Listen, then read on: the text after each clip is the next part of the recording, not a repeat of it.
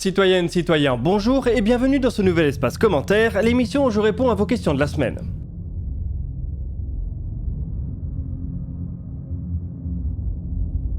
Comme vous l'avez vu au titre, on va commencer par une question d'actualité avec Blue Origin. En sait-on plus sur l'échec du New Shepard? Comment est-ce que cela va impacter les prochains vols? Bonjour Chronique en images. L'incident lors d'un vol de New Shepard lundi 12 septembre a été impressionnant. Le booster de la petite fusée a semblé montrer un problème de motorisation. Et immédiatement, les systèmes de sécurité se sont enclenchés. La capsule, qui contient la charge utile, a été arrachée au booster par ses moteurs, à grande vitesse, mettant ainsi sa cargaison à l'abri du danger. Il n'y avait personne à bord lors de ce vol, mais pour un appareil qui est pensé avant tout pour le vol habité, il est bon de voir que les systèmes de sécurité font leur travail.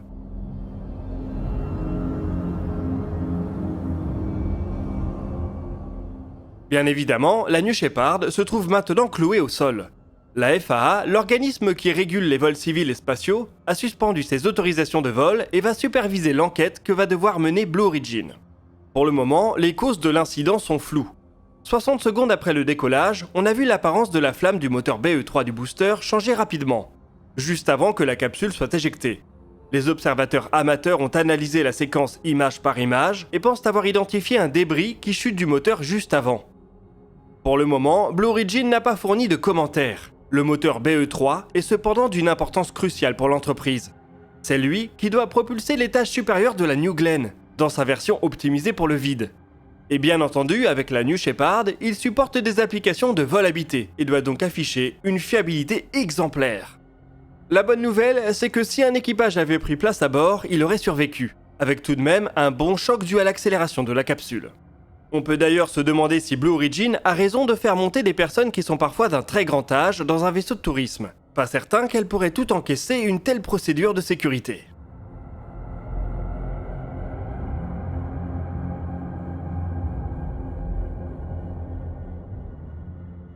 On enchaîne avec la question de John Te et on va voir du côté de Sierra Nevada. Pourrais-tu nous parler du module gonflable Life développé par Sierra Nevada? Ils viennent d'effectuer un test de résistance sur un modèle miniature. Bonjour John, Sierra Space est en pleine préparation du premier vol de la Dream Chaser, sa navette spatiale réutilisable qui transportera du fret jusqu'à l'ISS. Il devrait avoir lieu en 2023. L'entreprise américaine a d'autres projets dans son sac, et Life est un des plus intéressants d'entre eux. Il s'agit d'un module gonflable un peu à la manière de ce que proposait Bigelow. Il est pensé à la fois pour des stations orbitales et pour les surfaces de la Lune ou de Mars. Le module devrait trouver son premier débouché avec la station privée Orbital Reef. Il lui servira d'habitat grâce à ses 300 mètres cubes de volume. Pour le moment, le développement se fait au sol à travers un premier prototype à taille réduite. C'est lui qui a été récemment testé. Cet essai, réalisé dans le cadre du programme Next Step de la NASA, consistait à surpressuriser le module jusqu'à la rupture pour voir les pressions qu'il est capable d'encaisser. Il a tenu jusqu'à 192 PSI ou 13 atmosphères. La NASA avait fixé une limite inférieure à 184 PSI. Le test est donc une réussite.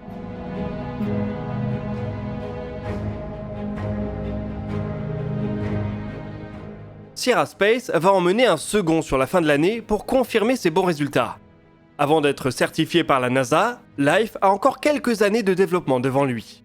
Avoir une enveloppe étanche ne fait pas tout. Il va falloir tester ses systèmes de gestion thermique et de support vie. Mais éventuellement, c'est une belle opportunité pour voir un jour une sorte de descendant à Beam, qui est actuellement le seul module gonflable en activité. Le module à taille réelle doit être 3 fois plus grand que celui qui a été utilisé pour ces essais. Il promet une vraie capacité pour concevoir des habitats et des espaces de travail.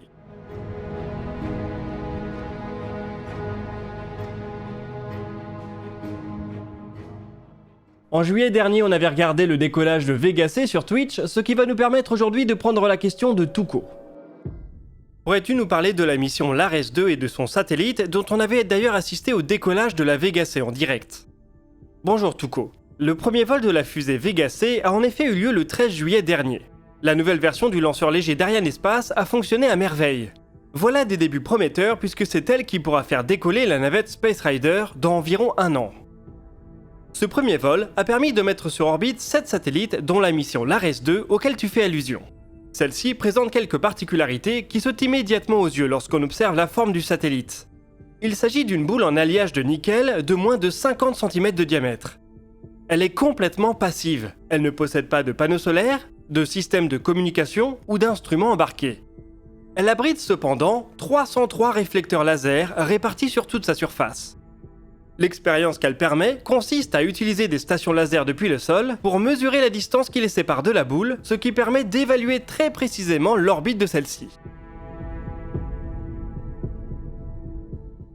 Cette orbite est affectée par plusieurs facteurs. Les frottements résiduels de la très haute atmosphère, la pression de radiation du Soleil et les irrégularités du champ gravitationnel de la Terre. C'est ce dernier aspect qui intéresse tout particulièrement les concepteurs de la mission.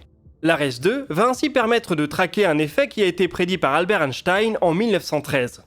Cet effet décrit comment l'orbite d'objets peut très subtilement changer lorsqu'il gravite autour d'un objet qui est lui-même en rotation, ce qui est le cas de la Terre. Pour parvenir à le détecter, il faut des mesures extrêmement précises, puisque comme on l'a dit, d'autres facteurs viennent affecter l'orbite d'un satellite. L'ARES 2 devrait permettre de faire ces mesures grâce au lancement parfait qu'a réalisé Vega C.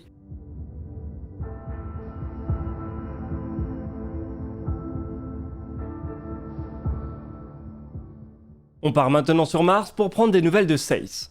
Peux-tu nous parler du son enregistré par SEIS d'une météorite tombée sur Mars ? Bonjour Camino. L'atterrisseur InSight, présent sur Mars depuis 2018, est en mauvaise posture, et la NASA pense qu'il finira par rendre son dernier souffle dans les semaines ou les mois qui viennent. Cela ne l'empêche pas de continuer sa mission, du moins pour le moment. Cette dernière est centrée autour d'un unique instrument, le sismomètre SEIS, qui a été conçu par le CNES. Il a permis de détecter des tremblements de terre martiens qui ont à leur tour aidé à modéliser l'intérieur de la planète. Récemment, il a été mis à contribution pour une autre application, détecter les impacts de météorites sur la planète rouge. En combinant certains des tremblements relevés avec des informations des capteurs de pression d'InSight, il devient possible de détecter et de localiser ces impacts. Certaines météorites explosent dans l'atmosphère martienne avant que leurs débris ne viennent frapper la surface. Les ondes acoustiques et sismiques de ces événements peuvent alors permettre de déterminer une direction et une distance approximative. Comme vous le voyez sur cette carte, la méthode est assez précise. Les triangles y désignent les points d'impact estimés et les ronds les points d'impact réels, tels que relevés par l'orbiteur MRO.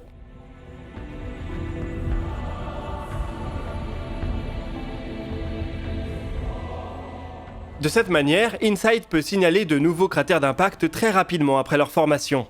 Une observation depuis l'orbite peut alors permettre de sonder les couches nouvellement exposées. Il reste cependant peu fréquent et généralement de faible envergure dans les environs de l'atterrisseur. Comme ce dernier arrive au bout de sa mission, il ne faut pas non plus s'attendre à une méthode pérenne. Cela peut en revanche donner des idées pour développer des instruments pour les futurs atterrisseurs martiens.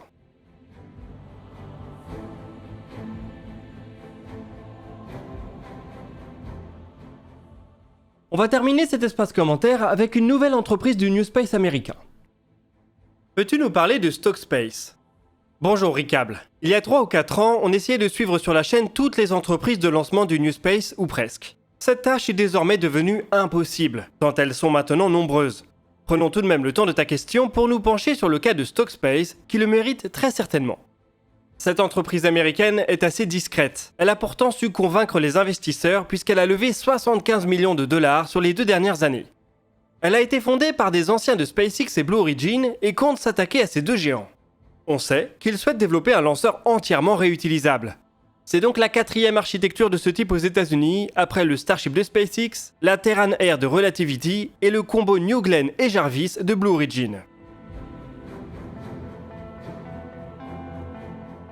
On en sait encore peu sur la fusée en elle-même. Les quelques images communiquées par l'entreprise laissent entrevoir des bouts de coiffe assez massifs, d'environ 3 ou 4 mètres de diamètre.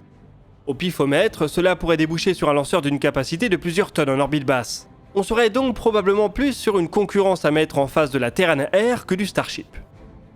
L'entreprise semble aussi axer sa communication sur la fréquence de lancement.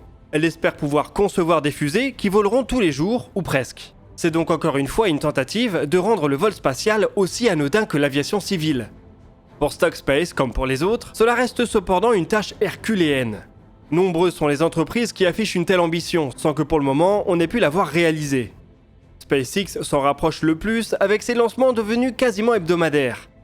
Stockspace devra commencer par être capable d'offrir une concurrence crédible à la Falcon 9 pour atteindre ses ambitions. On vous tiendra au courant lorsqu'ils seront prêts à communiquer de manière un peu plus abondante sur leur architecture.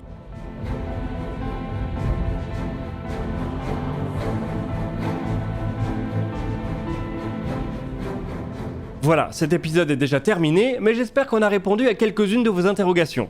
Nous, on se retrouve la semaine prochaine pour d'autres vidéos sur l'actualité spatiale, et d'ici là, citoyennes, citoyens, portez-vous bien.